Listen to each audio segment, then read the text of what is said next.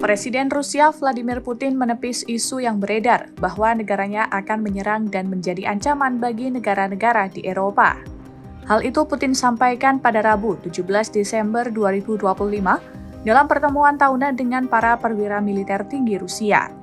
Putin menegaskan bahwa narasi ancaman Rusia tidak berdasar dan dibuat-buat.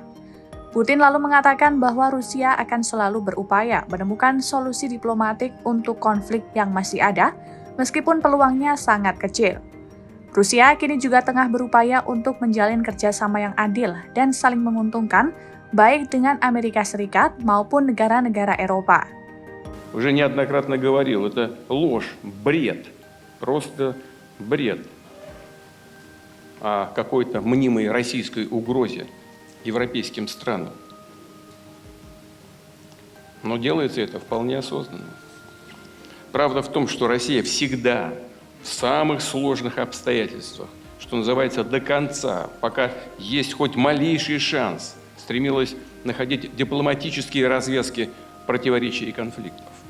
И ответственность за то, что эти шансы не были использованы, целиком лежит на тех, кто уверовал в то, что с нами можно говорить языком силы.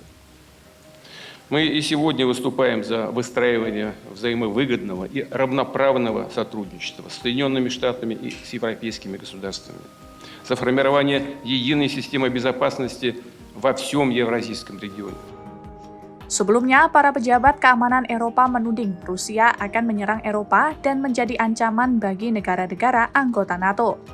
Perwakilan pemerintah dan militer telah menyampaikan pesan secara terbuka dan menyerukan supaya masyarakat bersiap menghadapi kemungkinan konflik dengan Rusia.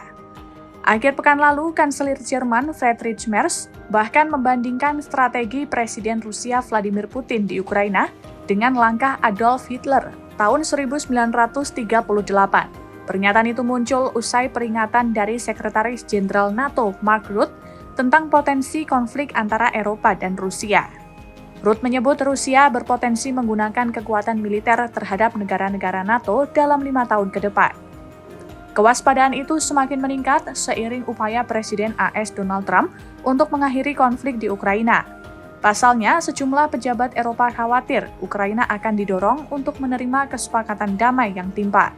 Jika hal itu benar-benar terjadi, maka posisi Putin akan lebih kuat dan Kiev semakin rentan terhadap serangan Rusia di masa depan.